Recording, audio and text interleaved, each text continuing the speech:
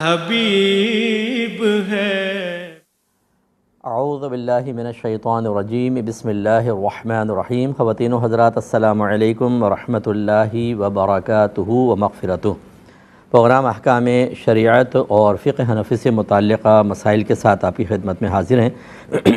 کل ایک خاتون نے فون کیا تھا، ان کا ایک کویسچن رہ گیا تھا جو مجھے سمجھ میں آیا، وہ یہی تھا۔ وہ پوچھ رہی تھیں کہ اعتکاف 3 دن تک کمپلیٹ کرنا چاہیے یا مہینے کے ختم ہونے کا انتظار کرنا ہوگا۔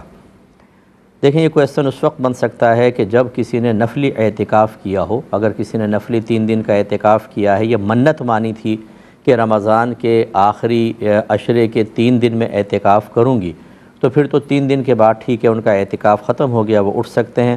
اور نفلی اعتکاف میں تو 1 دن کے بعد، 2 دن کے بعد، 3 دن کے بعد جب بھی آپ اٹھ جائیں کہ اس کے اندر کوئی وقت کی تحدید تو ہوتی نہیں ہے۔ اور اگر رمضان کے آخری عشرے کا اعتکاف کر رہے ہیں جو سنت مؤکدہ علی الکفایہ ہے، تو وہ تو پورے آخری عشرے میں چلتا ہے۔ جب رمضان ختم ہوگا تب وہ اعتکاف ختم ہوگا۔ تو امید ہے کہ جو آپ کی صورت ہے اس کے حساب سے آپ اس کا جواب دیکھ لیں گے۔ ایک بھائی نے کویسچن کیا تھا کہ یہ شادی وغیرہ کی جب کوئی ویڈیوز بنائی جاتی ہیں تو یہ جو بنانے والے ہوتے ہیں اس کو فائنل کرتے ہیں تو پیچھے گانے وغیرہ میوزک ڈال دیتے ہیں، کیا یہ گناہ ہوتا ہے؟ اور اگر نہ ڈالیں تو پھر کیا ڈالیں؟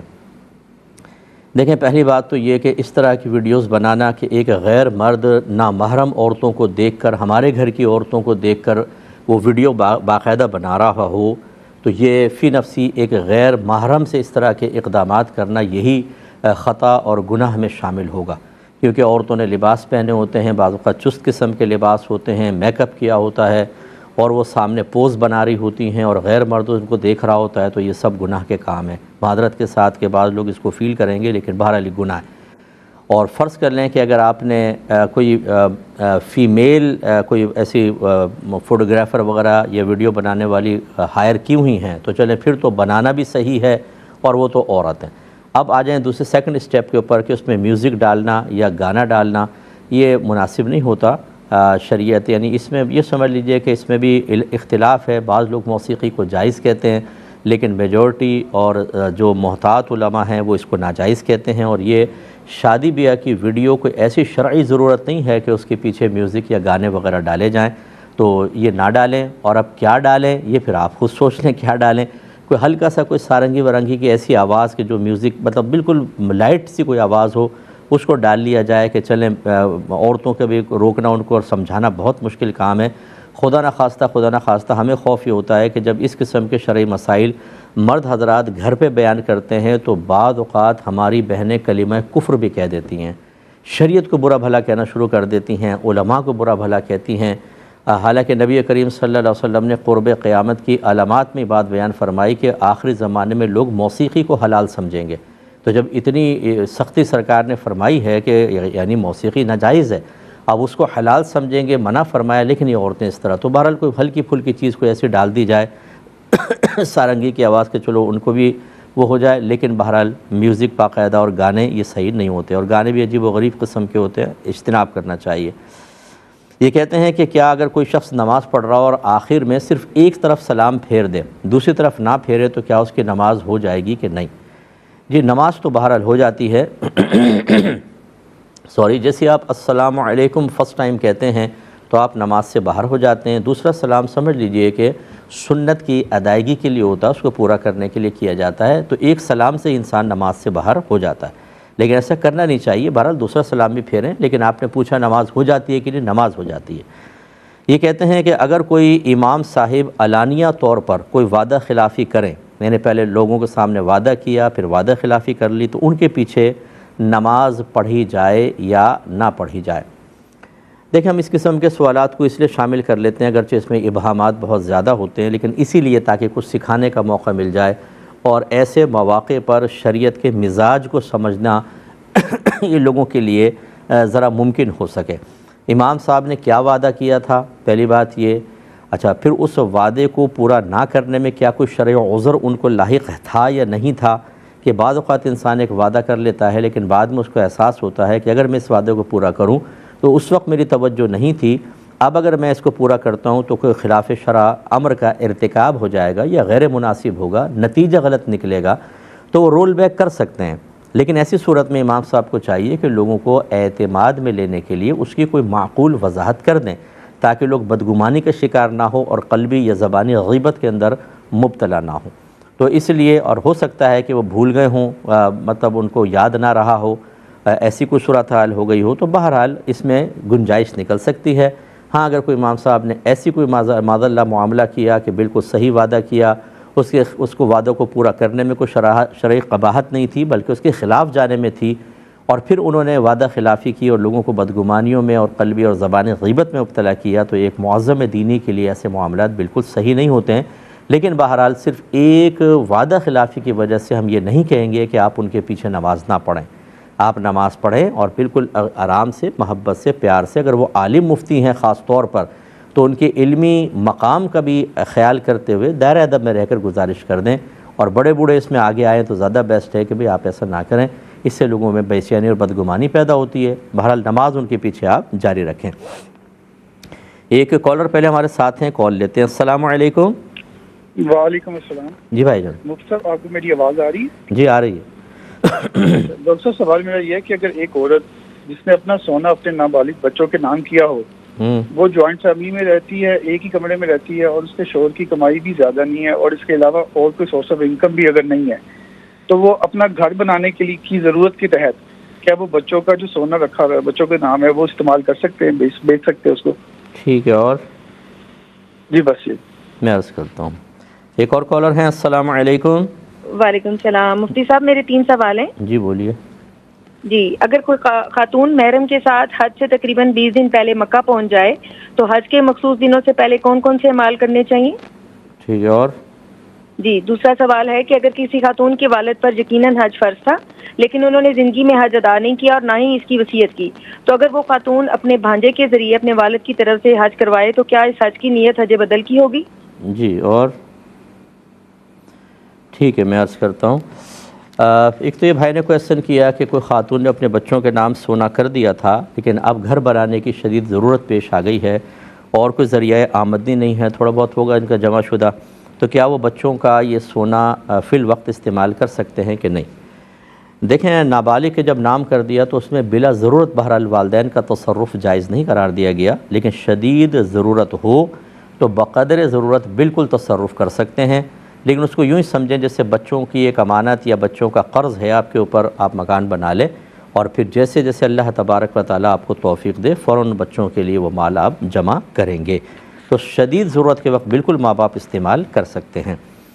ایک انہوں نے فرمایا کہ اگر کوئی محرم کے ساتھ 20 دن پہلے مکہ پہنچ جائیں تو کیا حج کے افعال سے پہلے کون کون سے اعمال کریں؟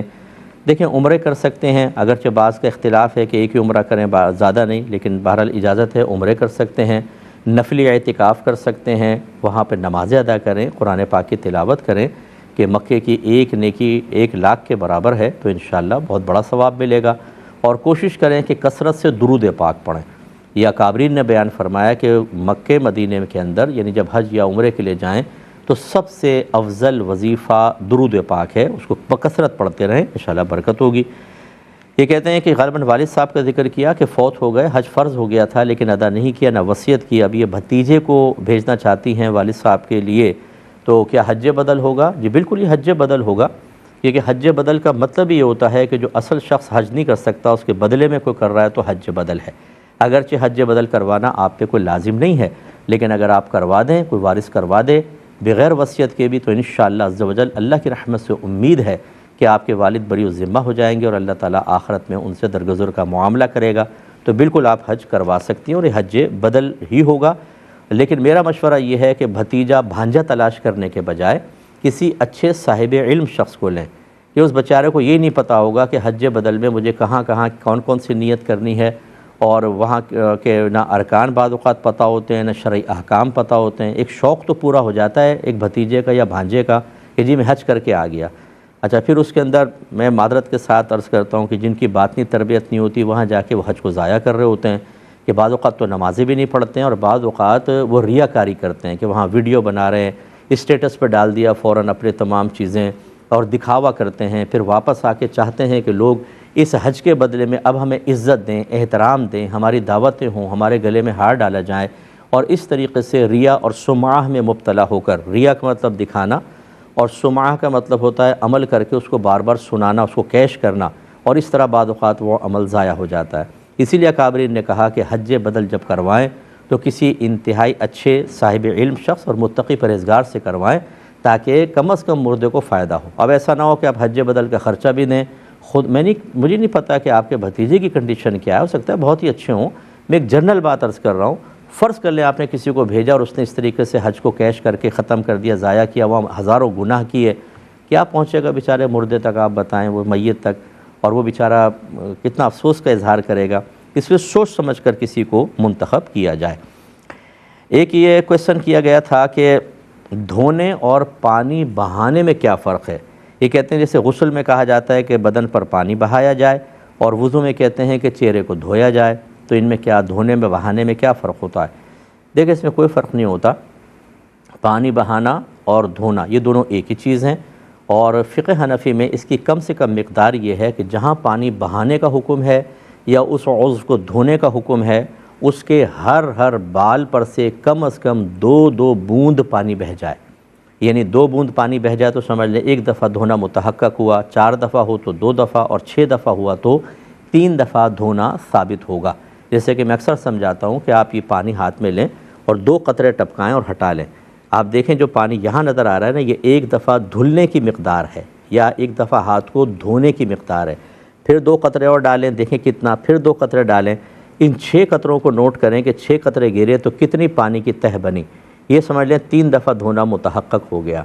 اب آپ دیکھیے گا کہ جو بہت ہی متقی پرہیزگار ہیں، یہ بھی وضو خانے پہ بیٹھے ہوئے نل کا فل کھولا ہوا ہے، پورے ہاتھ بھر کر ایک پانی میں پانی، یہ پانی یہ ڈالتے جا رہے ہیں، تو وہ 6 بوندیں نہیں بہاتے بلکہ 6000 بوندیں بہا رہے ہوتے ہیں، ایسی ہاتھ نل کے نیچے کر کے یوں کرتے جائیں گے، اور اتنی موٹی دھار۔ ان سے پوچھے تو صحیح کہ یہ آپ کیا کر رہے ہیں، 6 بوندوں پر آپ کا ہاتھ دھل جاتا ہے اور آپ 6000 بوندیں بہا رہے ہیں۔ ایسے سر کا مسح کرتے ہوئے نل کا کھلا رہتا ہے، یوں ہاتھ کیا، آرام سے مسح کر رہے ہیں، پانی فل بہہ رہا ہے، یہ گناہ۔ پھر پاؤں دھوتے ہوئے، تو اس لیے بہت ہی کم مقدار کے اندر پانی استعمال ہوتا ہے، احتیاط کے ساتھ۔ ہاں آپ احتیاط سے کر رہے ہیں اور اس میں 6 بوند سے زیادہ ہو جائے تو یہ بھی نہیں کہ گن کر 1 2 3 4 5 6، مراد یہ ہے کہ 6 بوند اگر بہہ جاتا ہے تو 3 دفعہ دھونا متحقق ہو جاتا ہے۔ جیسے میرے ہاتھ ہیں، میں اس میں پانی لیتا ہوں اور یوں ڈالتا ہوں، اور میرا گمان یہ ہے کہ جتنی 6 بوندیں یہاں بہی تھی، ایک ہی دفعہ چہرے پہ ڈالنے پر اتنا پانی بہہ گیا ہے، تو یہ 3 دفعہ دھونا متحقق ہو جائے گا، سنت پوری ہو جائے گی۔ پھر احتیاط کرنے کے لیے سائیڈ میں اور ڈال لیا، ادھر ڈال لیا، داڑھی گھنی ہے تو تھوڑا یہاں پہ ڈال لیا تاکہ کھال تک پانی پہنچ جائے گھنی کے اندر، اور اگر یعنی گھنی نہ ہو تو کھال تک پہنچ جائے، اور گھنی ہے تو کھال کے یعنی بالوں کے ظاہر کا دھلنا ہی کافی ہے، تو یہ ضروری ہے۔ لیکن بعض لوگ اس میں احتیاط نہیں کرتے، اور وہ یہ سمجھتے ہوئے کہ کوئی جگہ سوکھی نہ رہ جائے، وساوس کا شکار ہوتے ہیں اور بہت زیادہ پانی استعمال کر رہے ہوتے ہیں، جو اسراف ہے اور گناہ میں شامل ہوتا ہے۔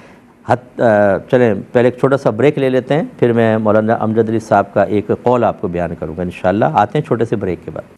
بسم اللہ الرحمن الرحیم، پہلے کالز لیتے ہیں پھر میں انشاءاللہ جواب کی طرف آؤں گا۔ السلام علیکم۔ جی وعلیکم السلام۔ مفتی صاحب میرا ایک کویشچن ہے۔ بولے سر، جیسے ہم سنتے ہیں کہ عورت جو ہے وہ مرد کی پسلی سے بنی ہوتی ہے، تو اس میں کیا یہ بات شرعی طور پہ بالکل حقیقت میں ہے؟ اور اسی سے ریلیٹڈ اور جی دوسرا سوال یہ ہے کہ اگر اس کی ڈائیورس ہو جاتی ہے اور وہ کسی اور کے ساتھ شادی کرتی ہے تو اس سچویشن میں کیا وہ اب 2 لوگوں کی پسلی سے بنی ہوگی؟ اچھا چلیں، اور میں عرض کرتے ہیں ایک اور کالر ہیں۔ السلام علیکم۔ ہیلو، السلام علیکم۔ وعلیکم السلام۔ ٹیلی ویژن کی آواز بند کریں بہن، پہلے ٹیلی ویژن کی آواز بند کریں آپ۔ ہیلو، السلام علیکم۔ جی وعلیکم السلام۔ میرے 2 سوال ہیں۔ بولیں بہن، ٹی وی کی آواز آپ نے بند نہیں کی، بڑی معذرت، ہم ڈراپ کرنے پہ مجبور ہیں آپ کے۔ یہ کہتے ہیں کہ سنتے ہیں کہ عورت مرد کی پسلی سے پیدا کی گئی ہے، تو دیکھیں جب عورت کہتے ہیں نا تو اس سے بی بی حوا رضی اللہ تعالی عنہا مراد ہوتی ہیں، اور جب ان کے ساتھ مرد کا ذکر کیا تو حضرت آدم علیہ السلام مراد ہیں۔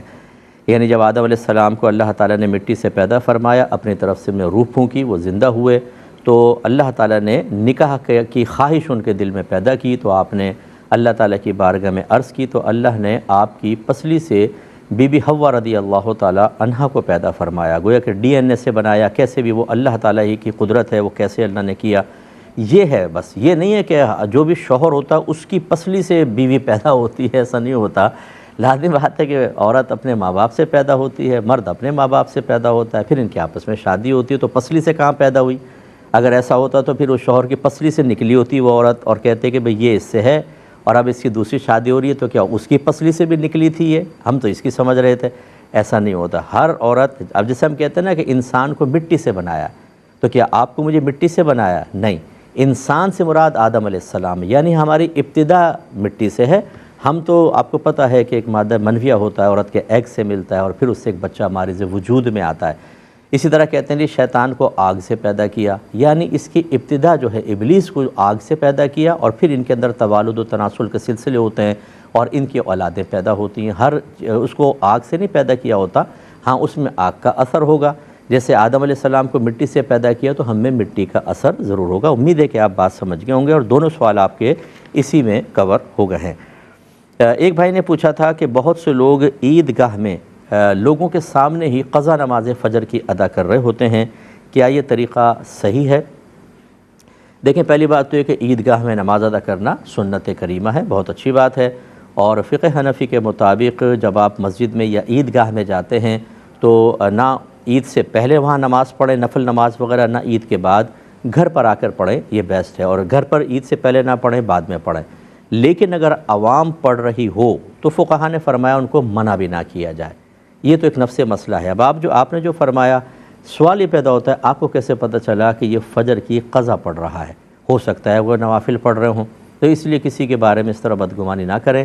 ہاں اگر دوست نے یہ بتا دیا آپ کو یار میں قضا پڑھ رہا ہوں، تو پھر آپ اس کو پیار محبت سے سمجھا دیں کہ آپ کو اس کو ظاہر نہیں کرنا چاہیے تھا، آپ گھر پہ پڑھ لیتے بہتر ہے، لیکن جو پڑھ رہے ہوں ان کے بارے میں گمان کرنا کہ شاید یہ فجر کی قضا ہی پڑھ رہے ہوں اور نفل کے بارے میں آپ کا انتقال ذہن نہ ہو، یہ مناسب نہیں ہوتا۔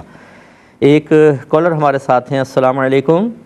وعلیکم السلام مفتی صاحب۔ جی مفتی صاحب، میں کوریئر کے تھرو سامان کسٹمر کو بھیجتا ہوں، کوریئر کے چارجز کسٹمر دیتے ہیں۔ کوریئر کی رائڈ بک کرنے کے بعد جب رائڈر سامان اٹھانے آتا ہے تو وہ کہتا ہے کہ کسٹمر کو رائڈ کے چارجز زیادہ بتانا، کیا کسٹمر کو رائڈ کے چارجز زیادہ بتانا جائز ہے؟ ٹھیک ہے، اور میں عرض کرتا ہوں انشاءاللہ۔ ایک اور کالر ہیں، السلام علیکم۔ ہیلو، السلام علیکم۔ وعلیکم السلام۔ میرے دو سوال ہیں۔ جی بولیں۔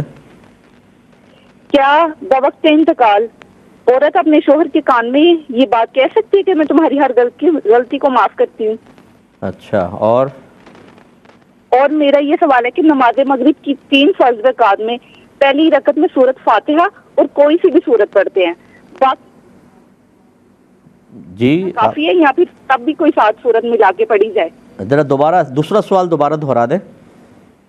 نماز مغرب کی 3 فرض رکعات میں جی پہلی ہم سورۃ فاتحہ اور کوئی سی بھی سورت 7 ملا کے پڑھتے ہیں، ٹھیک ہے، باقی 2 رکعتوں میں صرف سورۃ فاتحہ ہی پڑھ لینا کافی ہے یا پھر کوئی سورت ملا کر پڑھی جائے؟ ٹھیک ہے، بتاتا ہوں۔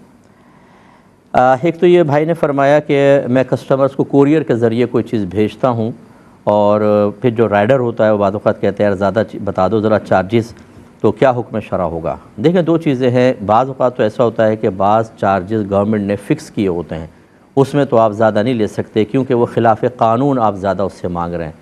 اور اگر ایسا نہیں ہے بلکہ آپ کسٹمر کو بتاتے ہیں کہ وہ چیز کے اور یہ اتنے اور بھیجنے کے اتنے، اور وہ آپ تھوڑا سا زیادہ کر کے بتاتے ہیں اور کسٹمر اس پر راضی ہے، وہ اس پہ آبجیکشن نہیں کرتا ہے، تو بالکل ٹھیک ہے، کیونکہ آپ جب جیسے رکشے والے ہوتے ہیں، ٹیکسی والے ہوتے ہیں، وہ اجرت طے کرتے ہیں تو وہ اپنے مرضی کے کوئی بتا رہے ہوتے ہیں، سامنے والا اگر اس پر راضی ہے تو اگر عرف میں فرض کر لیں کسی جگہ 100 روپے لگتے ہیں اور وہ 150 بتاتا ہے اور سامنے والا اس پہ راضی ہے تو اس کے لیے شرعاً بالکل درست ہے اور اس میں کوئی شرعی طور پہ قباحت نہیں ہے۔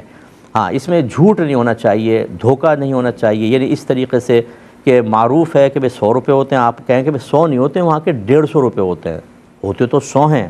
آپ یہ نہ کہیں کہ 100 روپے نہیں ہوتے، 150 نہیں ہوتے، آپ کہیں کہ یہ چیز وہاں تک پہنچائی جائے گی اور اس کے چارجز اتنے ہوں گے، یعنی تھوڑا زیادہ کر کے جیسے آپ نے بتایا، اور کسٹمر کہتا ہے ٹھیک ہے آپ بھیج دیں، پھر آپ کے لیے کوئی شرعی قباحت نہیں ہے۔ یہ کہتی ہیں کہ کیا عورت بوقت انتقال تھوڑی دیر پہلے اپنے شوہر کے کان میں یہ کہہ سکتی ہے کہ میں نے جو کچھ آپ کے قصور تھے سب معاف کر دیے؟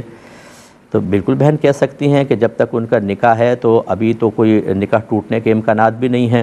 یہ تو جب وفات ہوتی ہے تب پھر دنیاوی قانون کے مطابق نکاح ٹوٹتا ہے. بعض چیزوں کے حق میں اور بعض چیزوں کے حق میں قائم رہتا ہے، وہ تفصیل علیحدہ ہے. اور کان میں کہنا کوئی یہ ضروری نہیں ہے، اگر لوگ نہیں ہیں تو وہ اعلانیہ بھی کہہ سکتی ہے. اور اگر اعلانیہ نہیں کہنا چاہ رہی، کچھ لوگ قریب بیٹھے ہوئے تو شوہر کو قریب کر کے کان میں کہہ دیں، بہت اچھی بات ہے.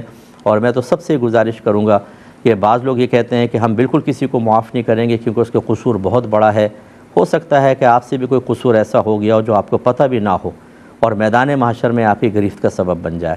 اس لیے لوگوں کے قصور معاف کرنے کی عادت ڈالیں، اللہ تعالیٰ بھی بروز قیامت درگزر فرمائے گا. خصوصاً جو ہسبینڈ وائف مجھے سن رہے ہیں جن کی فائٹ اکثر رہی ہے، جنہوں نے ایک دوسرے پہ بہت زیادہ ٹونٹنگ کی ہے، الزامات لگائے ہیں، ایک دوسرے کو مارا ہے، پیٹا ہے، ذلیل کیا ہے، بے عزت کیا ہے، راز ایک دوسرے کے سامنے میکے میں اور سسرال میں ظاہر کیے ہیں، تو کوشش کریں کہ موت سے پہلے ایک دوسرے سے معافی طلب کر لیں. اور اگر آپ شیر بنیں گے کہ نہیں دیکھا جائے گا میدان معاشر میں، جیسے بعض بیویاں کہتی ہیں میں تو چھوڑوں گی نہیں تمہیں میدان معاشر میں، تو جواب میں ٹارزن صاحب بھی معذرت کے ساتھ شوہر کہتا ہے میں بھی نہیں چھوڑوں گا تمہیں. ارے بھائی آخرت پہ نہ رکھیں، وہاں چھوڑنے پکڑنے کا مسئلہ نہیں ہے. اللہ تبارک و تعالی آپ کی اور ہماری ایک ایک چیز جانتا ہے. یہ تو سوچیں نہیں کہ میری پکڑ نہیں ہوگی اس کی ہوگی. ہو سکتا ہے کہ ہمیں کیونکہ شریعت اتنی تو پتہ نہیں ہوتی، ہم کوئی غلطی کر رہے ہیں اور سامنے والا بچ جائے. آخرت کے لیے کوئی معاملہ نہ چھوڑیں، یہیں پہ کمپرومائز کر لیں، پیار محبت سے معافی کا معاملہ کر لیں، بہت اچھا ہے. ہمارا مشورہ یہی ہوگا. بہن نے فرمایا کہ مغرب کی اگر 3 رکعت نماز پڑھ رہے ہیں تو پہلی میں سورہ فاتحہ کے بعد سورت ملائی، پھر دوسری تیسری میں صرف الحمد پڑھنی ہے یا سورت ملانی ہے؟ تو پہلے تو میں جواب دے دیتا ہوں کہ فرض کی جیسے اب یہ مغرب آپ پڑھ رہے ہیں تو پہلی 2 کے اندر آپ کو الحمد بھی پڑھنی ہے، اس کے ساتھ سورت بھی ملانی ہے. پھر فرض کی جب تیسری یا چوتھی آپ پڑھتے ہیں، جیسے مغرب میں 3 ہوتی ہیں تو تیسری، لیکن جیسے آپ عشاء میں پڑھ رہے ہیں تو چوتھی بھی ہوتی ہے. ان 2 کے اندر آپ کو اختیار ہوتا ہے. مستحب ہے کہ صرف الحمد شریف پڑھی جائے، لیکن اگر کوئی سورت بھی ساتھ ملا لیتا ہے تو ترک مستحب ہوگا، گناہگار نہیں ہوگا. اور ہمارے فقہائے احناف نے بیان فرمایا کہ تیسری چوتھی میں الحمد کا پڑھنا صرف مستحب ہے، لہٰذا اگر کوئی 3 بار سبحان اللہ سبحان اللہ سبحان اللہ بھی کہہ دے، یعنی الحمد کی جگہ صرف ذکر کر دے، یہ بھی کفایت کرتا ہے. لیکن یہ آپ کا یہ کہنا کہ دوسری کے اندر صرف فاتحہ پڑھ کے ہم چلے جائیں، یہ ہے تشویشناک بات. آپ کی ایج مجھے کم از کم آپ ایڈلٹ تو ہیں، بالغ ہیں، اور اس کا مطلب یہ ہوا کہ آپ نے شرعی مسئلے پہلے نہیں سیکھے. پوچھنا بہت اچھی بات ہے، اس کا انکار نہیں ہے، لیکن دیکھیں آپ کے نبی کریم صلی اللہ علیہ وسلم نے ارشاد فرمایا کہ بچہ 7 برس کا ہو جائے تو اس کو نماز کا حکم دو، اور 10 برس کا ہو جائے تو مار کر نماز پڑھاؤ. یہ حکم لڑکا لڑکی دونوں کو شامل ہے. جب ہمارا بچہ 7 برس کا ہو جائے یعنی 8ویں سال میں داخل ہو جائے تو نماز کا حکم دینا ہے. اور یقینی سی بات ہے کہ نماز کا حکم اسی وقت دینا ہے جب اس کے کچھ بیسکس سکھائی ہوں گی، کچھ مسائل سکھائے ہوں گے، بتایا ہوگا کس رکعت میں کیا پڑھتے ہیں، وضو کیسے ہوتا ہے، طہارت کیسے ہوتی ہے، نماز کا طریقہ کیا ہوتا ہے. اس کا مطلب یہ ہے کہ شریعت کا مطالبہ تو یہ ہے کہ 7ویں سال کے اندر یہ مسائل سیکھ لینے چاہیے. اب اگر ہم نہیں سیکھتے اور اتنا ڈیلے کرتے ہیں اور اس بیچ میں آپ سے ہو سکتا ہے اگر کوئی مسٹیکس ہوئی ہوں تو یاد رکھیں کہ ایک تو علم نہ سیکھنے کا گناہ اور دوسرا گناہ کا گناہ، 2 گناہ ہمارے نامہ اعمال میں لکھے جاتے ہیں. لہذا میری سب دیکھنے والوں سے گزارش ہے خدا را علم کو اہمیت دیں اور کم از کم فرض علوم کورس ضرور کریں، یہ آپ کے لیے انتہائی ضروری ہے. یہ کہتے ہیں کہ میں نے ایک شخص کو دیکھا کہ اس نے جائے نماز پر جہاں سجدہ کرتے ہیں وہاں پر خوشبو لگائی. تو میں نے کہا تم یہ کیوں خوشبو لگا رہے ہو؟ تو اس نے کہا کہ اس سے خشوع و خضوع اچھا رہتا ہے اس لیے میں نے لگائی. تو کیا یہ بات درست ہے؟ دیکھیں پہلے سمجھ لیں کہ خشوع و خضوع کا مطلب کیا ہوتا ہے. خضوع معنی ہوتا ہے عاجزی، انکساری، اور خشوع کا مطلب ہوتا ہے خوف خدا کے ساتھ، دل کی حاضری کے ساتھ آدمی نماز کو ادا کرے، ادھر ادھر التفات نہ ہو. اور اس میں اللہ کی طرف متوجہ ہونے کا مطلب کوئی یہ تو نہیں ہوتا کہ اللہ کی ذات کا کوئی تصور قائم کر لیں گے. اس سے مراد یہ ہوتا ہے کہ آپ ان امور کی طرف متوجہ ہو جائیں جن کا تعلق دنیا سے نہ ہو، آخرت سے ہو، یا وہ اللہ تعالیٰ کے قرب یا اللہ کی یاد کا وسیلہ بن جائیں. جیسے آپ کعبۃ اللہ کا تصور ذہن میں لے آئیں، طواف کا لے آئیں، گنبد خضرا کا لے آئیں، میدان محشر، پل صراط، جنت، دوزخ، یہ سب جو تصورات ہیں یہ گویا کہ اس کو یوں ہی کہیں گے کہ آپ اللہ کی طرف متوجہ ہیں.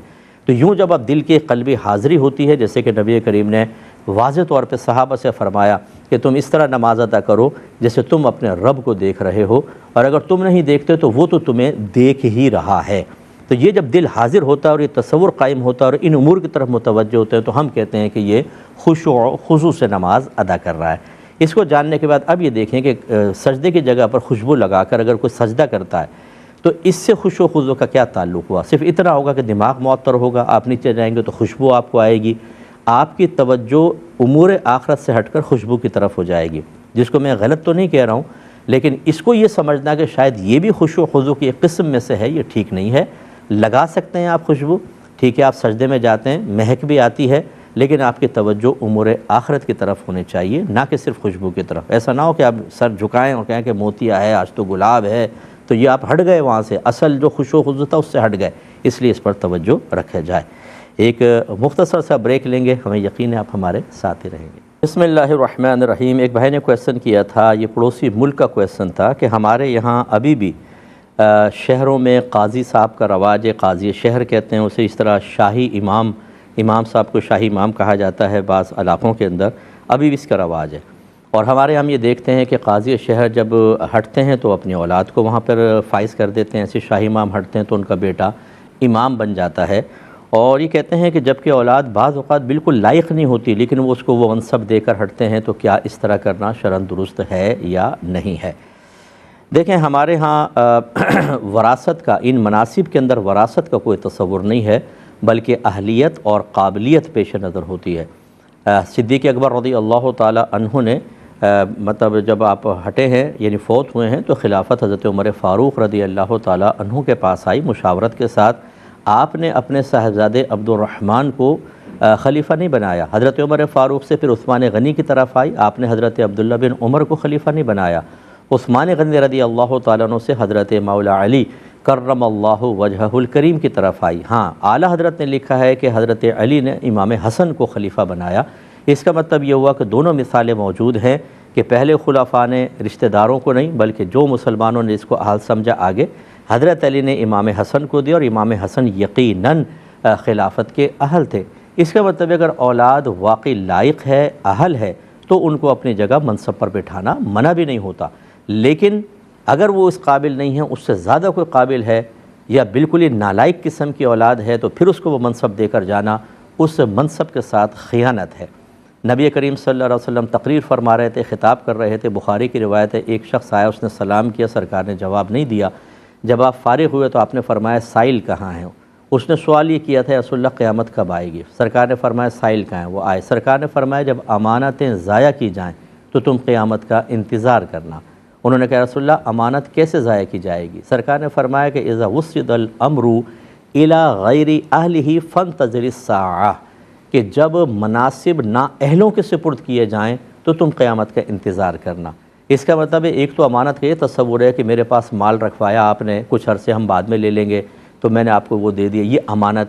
اور ایک ہوتا ہے کہ کسی کو منصب دینا، عہدہ دینا، یہ بھی ایک امانت ہے۔ سرکار نے فرمایا اگر غیر اہل کو دیا تو سمجھ لے امانت کو ضائع کیا، اور قیامت کا انتظار کرو کہ یہ قرب قیامت کی علامات میں سے ہیں، اس لیے یہ معاملہ۔ اچھا، پھر ایک بات بس میں عرض کروں گا اس میں کہ ہو سکتا ہے کہ آپ کو ایک شخص نااہل نظر آ رہا ہو، لیکن جو منصب دے رہا ہے اسے کچھ ایسی چیزیں اس میں نظر آ رہی ہیں کہ وہ سمجھتا ہے کہ میرے بعد اس کے لیے اس منصب کو سنبھالنا بہتر ہے، اس لیے فوری طور پہ بدگمانی بھی نہ کریں، پہلے آپ حکمت سمجھیں، علم حاصل کریں، گہری سوچ فکر، ایک معاملے کو مختلف پہلوؤں سے دیکھنے اور سمجھنے کا ملکہ حاصل کریں، ایسے چند اچھے اور بہت ہی زیرک قسم کے مشیر رکھیں کہ آپ ان سے مشورہ کریں کہ میں ایک رائے قائم کرنا چاہتا ہوں، کیا واقعی میں رائے صحیح قائم کر رہا ہوں کہ نہیں کر رہا ہوں۔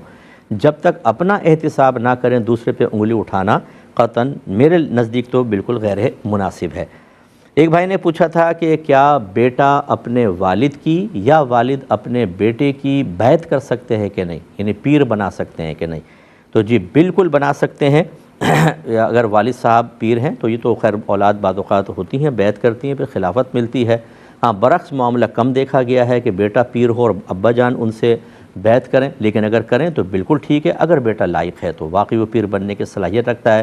جامع شرائط ہے، یعنی تمام شرائط اس میں ہیں، مثلا وہ صحیح العقیدہ ہیں اور مرد ہیں، صحیح العقیدہ ہیں، صاحب علم ہیں، اپنی ضرورت کے مسائل کتابوں سے نکال سکتے ہیں، جس کو عالم ہم کہتے ہیں کہ وہ عالم ہیں، کم از کم ظاہری طور پہ کوئی گناہ نہیں کرتے ہیں، باطنی اچھی ان کو معرفت حاصل ہے، لوگوں کو رشد و ہدایت ان کو اس کا ملکہ بھی حاصل ہے، تو بالکل ان کی بیعت کر سکتے ہیں۔ اس کو یوں سمجھ لیجئے کہ اگر اللہ تبارک و تعالی کسی نبی کو نبوت عطا فرمائے تو کیا ان کے والد ان سے بیعت کریں گے کہ نہیں کریں گے؟ لازمی باتیں کریں گے، کیونکہ نبی کی اطاعت اور بیعت کرنا لازم ہوتا ہے۔ اس سے معلوم ہوا کہ اگر کوئی عمر کے لحاظ سے یا رشتے میں بڑا بھی ہو تو وہ اپنے چھوٹے کی بیعت بالکل، یعنی عمر کے لحاظ سے جو چھوٹا ہے اس سے بیعت کر سکتا ہے، اس میں کوئی حرج نہیں ہے۔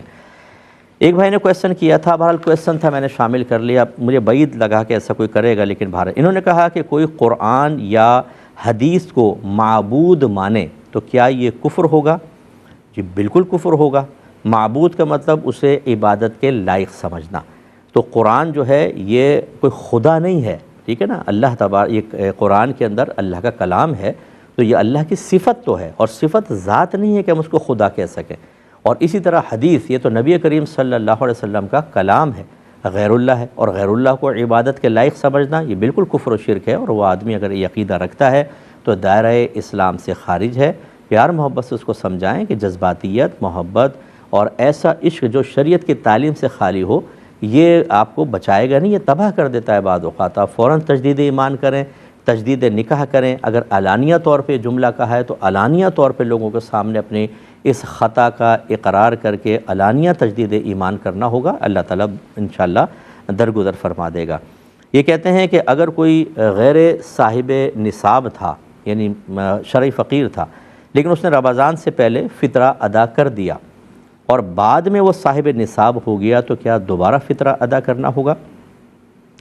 پہلی بات سمجھ لیجئے کہ جو فطرہ ہوتا ہے حقیقتاً اس کی ادائیگی واجب اس پر ہوتی ہے جو مالک نصاب ہوتا ہے، اور اس کے نصاب وہی ہوتا ہے جو زکوٰۃ کا نصاب ہے۔ بس فرق یہ ہوتا ہے کہ زکوٰۃ کے مال پر سال گزرنا شرط ہوتا ہے، اور اس میں سال گزرنا شرط نہیں ہوتا۔ جس نے عید کے طلوع فجر پائی اور وہ مالک نصاب ہے، بس اس کے اوپر صدقہ فطر واجب ہو گیا، تو جس پہ واجب ہے اس کو تو ادا کرنا لازم ہے، لیکن اگر جس پر واجب نہیں ہے وہ بھی ادا کرے گا تو ادا ہو جائے گا، کہ نبی کریم صلی اللہ علیہ وسلم نے فرمایا کہ تم صدقہ فطر ادا کرو، یہ تمہارے روزوں میں کی گئی کوتاہیوں کا کفارہ ہو جائے گا۔ تو اس اعتبار سے تو غیر مالک نصاب کے لیے بھی فائدہ ہے، لیکن جب غیر مالک نصاب صدقہ فطر ادا کرے گا تو وہ نفلی صدقہ ہوگا، واجب نہیں ہوگا۔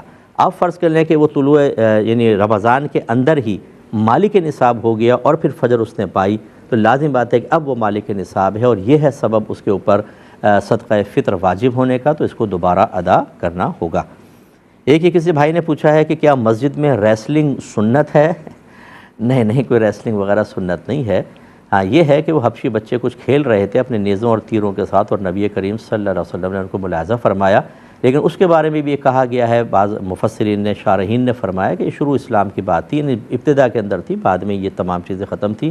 تو مسجد کے آداب ملحوظ رکھیں، جیسے کہ نبی کریم صلی اللہ علیہ وسلم سے ثابت ہے۔ حضرت انس رضی اللہ تعالیٰ عنہ کہتے ہیں کہ ہم بھی اور نبی کریم صلی اللہ علیہ وسلم نالین میں نماز ادا کرتے تھے، کیونکہ بہت گرمی ہوتی تھی، زمین گرم تھی، اور اس زمانے میں قالین اور مصلوں کا رواج نہیں تھا، تو وہ اس پہ جوتی پہن کر، نالین پہن کر نماز پڑھنا ضروری تھا، ورنہ تو وہ پاؤں ابل جاتے۔ لیکن اب آپ دیکھیں کہ عرف تبدیل ہونے کی وجہ سے ہماری مساجد کے اندر اگر چھوٹا بچہ بھی جوتی پہن کر آ جاتا ہے تو ہم فوراً کہتے ہیں کہ یہ ادب کے خلاف ہو گیا، اس کو باہر کریں، بڑا تو خیر بہت ہی بعید ہے۔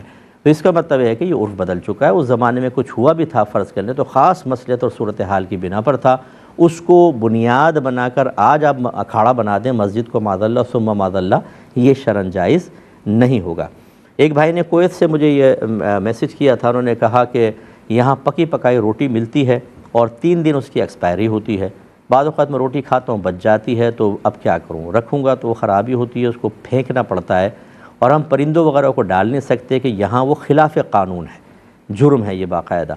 اور بعض اوقات کہتے ہیں کہ میں 3 کے بجائے 5 دن چلا لیتا ہوں اس کو کہ چلو کسی طرح روٹی ضائع نہ ہو، لیکن اس کے باوجود اگر بچ جاتی ہے تو کیا اگر میں ڈسٹ بن وغیرہ میں پھینکتا ہوں تو کیا میں گناہ گار ہوں گا؟ دیکھیں، نعمت کا ضائع کرنا گناہ تو ہے، آپ کوشش کریں کہ اپنی تھوڑی بھوک بڑھا لیں یا تھوڑی کم کر لیں۔ اگر وہ پیکٹ مختلف ملتے ہوں، اگر فرض کر لیں کہ 2 کا ملتا ہے، 3 کا، 5 کا، تو آپ اتنا ہی وہ والا پیکٹ لیں جو آپ کی بھوک کو پورا کرے اور بچے نہیں، پھینکا نہیں، اس کو کوشش کریں کہ اس کو دلیے وغیرہ میں ڈال کر کوئی اور چیزیں اس میں مرچ مسالہ ڈال کر اس روٹی کے ٹکڑے کر کے کوئی جس کو حلیم وغیرہ کہتے ہیں ایسی کوئی چیز تیار کر کے اس کو ضائع کرنے سے بچیں۔ لیکن اگر آپ پھر بھی پھینکتے ہیں تو اب ہم تو آپ کو اس کی اجازت نہیں دے سکتے، اب یہ اللہ کی رحمت پر موقوف ہوگا کہ آپ سے درگزر کر لے، اور ہو سکتا ہے کہ اس نعمت کو ضائع کرنے پر آپ کی گرفت ہو۔ میں نے ان سے کہا تھا آپ کسی دوست آپ کو اپنا شیئر کر لیا کریں، کوئی مزدور کو دے دیں، کہنے کہ یہاں مزدور بھی ایسا ہوتا ہے کہ اس کے پاس بعض اوقات زبردست قسم کے موبائل ہوتے ہیں، وہ کون لے گا میری روٹی۔ تو بہرحال اللہ تعالیٰ آپ کی مجبوریوں کو سمجھتا ہے، کوشش کیجئے کہ اللہ کی نعمت ضائع نہ ہو، اور تھوڑا سا آپ حکمت سے کام کریں گے انشاءاللہ ایسا ہو جائے گا۔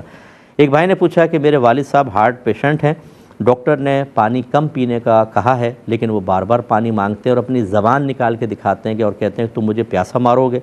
ایسے ڈاکٹرز نے باہر کا کھانا بند کر دیا لیکن وہ بار بار کہتے ہیں مجھے باہر کے کھانے کھلاؤ، اور جب ہم نہیں ان کو دیتے تو وہ رونے لگ جاتے ہیں جس سے ہمارا دل پسیج جاتا ہے۔ اب وہ بار بار ضد کر رہے ہیں، مفتی صاحب بتائیں کہ میں کیا کروں، اگر ہم ان کو یہ چیزیں نہیں دیتے تو کیا ہم گناہگار ہوں گے؟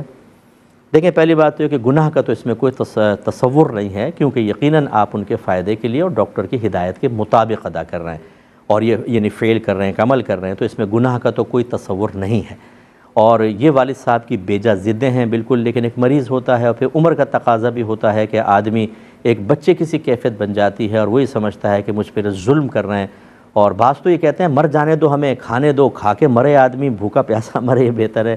تو بہرحال تو آپ پیار محبت سے سمجھائیں ان کو، کبھی کبھار یہ کہ ڈاکٹر سے کہیں بھئی زیادہ اصرار کریں تو ہم تھوڑا پانی پلا دیں، اور باہر کی چیز تو بہرحال بہت زیادہ احتیاط کرنی چاہیے کہ آئل وغیرہ ایسے ہوتے ہیں کہ ڈاکٹر نے منع کیا، تو اس میں بھی یہ دیکھ کر کے کوئی آئلی چیز نہ ہو تو تھوڑا بہت کر کے، اب یہ ایک آزمائش ہے آپ کے لیے، امتحان ہے، اس امتحان پہ پورا اترنے کی کوشش کریں، اور سمجھ لیجئے کہ اس میں آپ کے لیے بڑے درجے ہیں، نیکیوں میں اضافہ ہے، آپ کے گناہوں کا کفارہ ہے۔ اگر آپ کوفت کا شکار ہو گئے، اگر آپ کے لہجے میں سختی آ گئی، چچڑا پن آ گیا اور آپ نے ڈانٹ دیا، ڈپٹ دیا، تو ہو سکتا ہے کہ آپ کی محنت ضائع ہو، یہ امتحان ہے، ہمت کریں۔ اس کے بعد میں ضمناً پہلے بھی ریکویسٹ کر چکا ہوں، جتنے پیرنٹس مجھے سن رہے ہیں، میری والدائیں، میرے والد مجھے سن رہے ہیں، خدا را اپنے اوپر بھی رحم کریں، بچوں پر بھی رحم کریں، اپنی ڈائٹ اچھی کریں، اپنے وزن کو کنٹرول کریں۔ اگر آپ کسی گندی چیز کے عادی ہیں، مثلا گٹکے کھا رہے ہیں، پان کھا رہے ہیں، سگریٹیں پی رہے ہیں، چھوڑ دیں اس کو۔ اپنے بچوں کے لیے کیوں آزمائش بناتے ہیں؟ بعض اوقات ایک مرض انیشل اسٹیج پر ہوتا ہے لیکن ہم گندی چیزیں استعمال کر کے اسے آخری اسٹیج تک لے آتے ہیں۔ اگر اس کو انیشل طور پر قابو میں کیا جاتا تو شاید 10-20 ہزار میں معاملہ ہو جاتا، لیکن ہم اس کو لاکھ، 2 لاکھ، 5 لاکھ تک لے جاتے ہیں کہ آپریشن، اور پھر بچے جب نہیں کرتے ہیں تو بچوں کو بد دعائیں دیتے ہیں کہ تم ہلاک ہو جاؤ، ہم نے تمہیں پال کے جوان کیا اور تم ہمارا علاج نہیں کروا رہے۔ پھر بچے کیسے ٹائم نکالیں، کیسے پیسہ کریں؟ خدا را اپنے سب چیزوں پر احتیاط کریں، اللہ تعالیٰ عمل کی توفیق عطا فرمائے۔ پروگرام کے وقت چونکہ ختم ہو رہا ہے، انشاءاللہ نیکسٹ ویک اگر زندگی رہی آپ سے ملاقات ہوگی۔ اجازت دیں، آپ ہمارے لیے دعا کریں، ہم آپ کے لیے دعا گو ہیں کہ اللہ تبارک و تعالیٰ ہمارے پورے گھر میں پیار، محبت، الفت، اتحاد و اتفاق کا ماحول بنائے، اور ہم لڑائی جھگڑے، فتنہ فساد، اختلاف رائے سے اپنے آپ کو بچائیں۔ آمین۔ وآخر دعوانا ان الحمد للہ رب العالمین۔